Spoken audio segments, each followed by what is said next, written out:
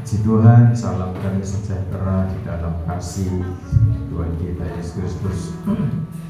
Kalau pagi ini kita mendapat kesempatan untuk berkumpul kembali, memuliakan Tuhan, mengagungkan Tuhan. Demikian juga rekan-rekan hamba Tuhan dan jemaat yang mengikuti ibadah kita lewat live streaming. Kiranya berkat Tuhan juga dilimpahkan atas Bapak Ibu sekalian. Puji Tuhan, kasih dan anugerah Tuhan, salam damai sejahtera itu bagian hidup kita yang harus dialirkan oleh orang-orang kudusnya. Ketika kasih karunia dan salam damai sejahtera itu dialirkan, maka bagian yang harus kita kerjakan meresponi apa yang menjadi rancangan Tuhan, apa yang menjadi kehendaknya Tuhan. Saudara terkasih dalam Tuhan, firman Tuhan ketika berulang-ulang harus kita terima, berulang-ulang harus kita baca, berulang-ulang harus kita dengar, berarti ada sesuatu yang sangat mendesak, ada sesuatu yang sangat urgent di mana Tuhan menjadi pelaksana, Tuhan menjadi sumber dari seluruh rancangannya. Itu harus kita pahami. Kita umat pilihan Tuhan, kita hamba-hamba Tuhan yang dipilih, dipersiapkan sedemikian rupa dengan caranya Tuhan untuk melaksanakan kehendaknya Tuhan pada akhir zaman.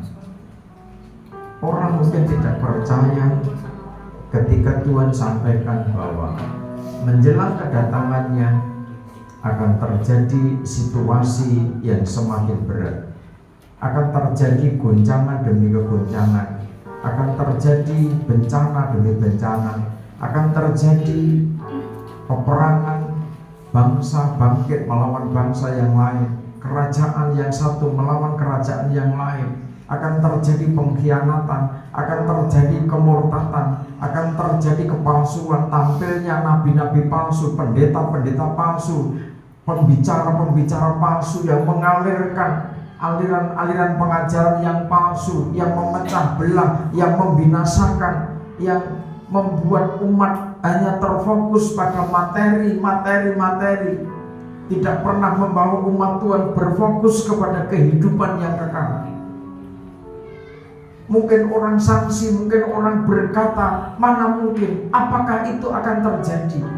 Padahal itu jelas Tuhan Yesus sendiri yang menyampaikan bahwa menjelang kedatangannya akan terjadi masa-masa yang seperti itu. Saudara terkait Tuhan, mulai tahun 2024, 2025 terus saya sampaikan bagaimana akan terjadi perpecahan demi perpecahan. Bangsa bangkit melawan bangsa, kesulitan ekonomi akan terjadi di mana-mana. Seakan orang tidak percaya, seakan orang hanya berpikir, bahkan berkata, mana mungkin. Pada akhir zaman banyak orang pintar kok, banyak pakar-pakar ekonomi kok, banyak profesor begawan ekonomi pada akhir zaman. Mana mungkin akhir zaman di tengah-tengah orang pintar, di tengah-tengah orang bijaksana menurut ukuran dunia terjadi kesulitan. Mana mungkin pada akhir zaman terjadi perpecahan, banyak orang bicara tentang kesatuan kok. Mana mungkin orang akhir zaman kehilangan damai, banyak orang menyampaikan damai, pengen damai kok.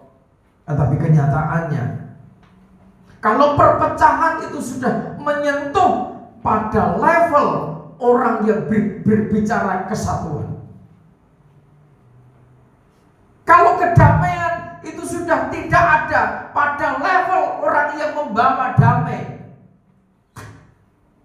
orang yang mestinya mengalirkan kedamaian, orang yang mestinya mengalirkan kesatuan, tetapi pada level itu sudah tidak ada kesatuan. Antar pemimpin umat sudah tidak bisa rukun lagi. Antar pemimpin bangsa sudah tidak bisa rukun lagi. Kalau itu sudah terjadi, berarti kedatangan Tuhan sudah semakin mepet, semakin dekat dan sangat dekat. Sebab orang yang ngomong kesatuan sudah tidak bisa menyatu lagi. Orang yang ngomong kerukunan sudah tidak bisa dirukunkan lagi. Berarti ini sudah fake. Kedatangan Tuhan semakin dekat. Sebab itu berulang kali juga saya sampaikan bahwa ngomong tentang kesatuan tubuh Kristus, sekalipun doktor, sekalipun profesor, sekalipun, kalau sudah mulutnya ngomong tentang kesatuan tubuh Kristus, harus konsekuen, komitmen dengan panggilannya. Kalau tidak mau rukun, tidak mau rangkul yang lain, tidak mau sinergi, menerima kelebihan yang lain, menerima kekurangan yang lain, jangan ngomong tubuh Kristus. Wes stop. Jangan ngomong tabur perjanjian. Stop. Ketimbang nanti dicaci maki orang, mulut yang ngomong tabur perjanjian, mulut yang ngomong kesatuan, bibir yang ngomong kerukunan, tetapi tidak pernah bisa rukun, tidak pernah bisa kerjasama dengan organ-organ tubuh yang lain. Ini akhir zaman, Bapak. Ngomong mempelai, tetapi hatinya busuk, jiwanya bukan jiwa mempelai, pikirannya bukan pikiran Kristus. Oleh sebab itu, kita yang kecil, kita yang mungkin saudara berpikir kok begini-begini terus, saya katakan segala sesuatu itu ada masanya. Amin. Makanya banyak berdoa, banyak menyembah, doa syafaat satu sama lain, berkumpul bersama itu penting. Karena apa? Kita ini tidak bisa perang sendiri. Amin. Bisa perang sendiri sejak zaman dulu, sejak zaman para nabi. Nehemia, Ezra itu dipercaya oleh Tuhan untuk membangun reruntuhan